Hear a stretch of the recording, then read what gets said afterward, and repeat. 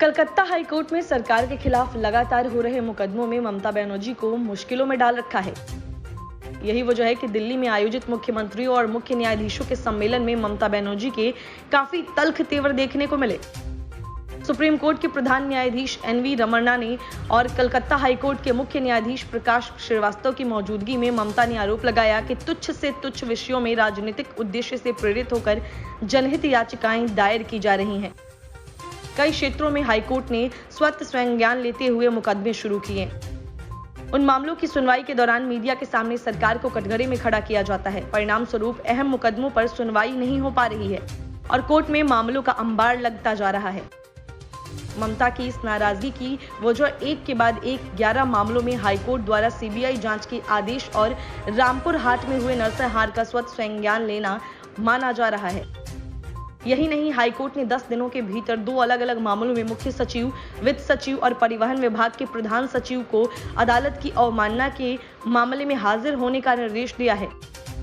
भाजपा से तृणमूल कांग्रेस में लौटे मुकुल राय के विधायक पद को निरस्त करने या फिर भाजपा के 7 विधायकों को विधानसभा सत्र से निलंबित करने को लेकर हाईकोर्ट ने स्पीकर को जो निर्देश दिया और उसके बाद जिस तरह से हल्फनामा तलब किया गया, उससे भी ममता सरकार की परेशानी बढ़ी है।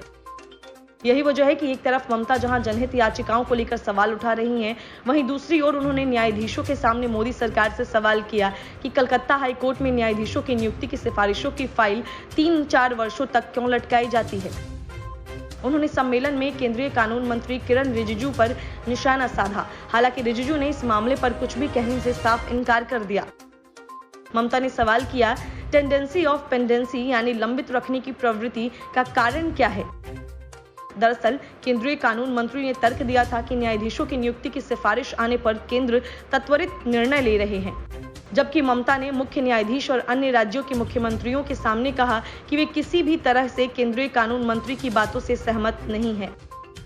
रिजिजू ने कहा था कि केंद्र को कुछ प्रक्रिया का पालन करते हुए न्यायाधीशों की नियुक्ति को अनुमोदन देना होता है।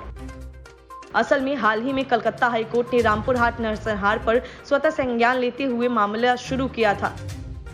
स्कूलों में नियुक्ति, नदिया का हांस खाली सामूहिक दुष्कर्म कांड और मौत और पुरुलिया के झालदा में कांग्रेस पार्षद की हत्या की सीबीआई जांच के निर्देश दिए गए हैं।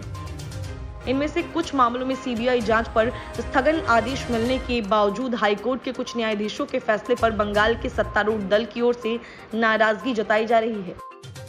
Bureau report, news of India.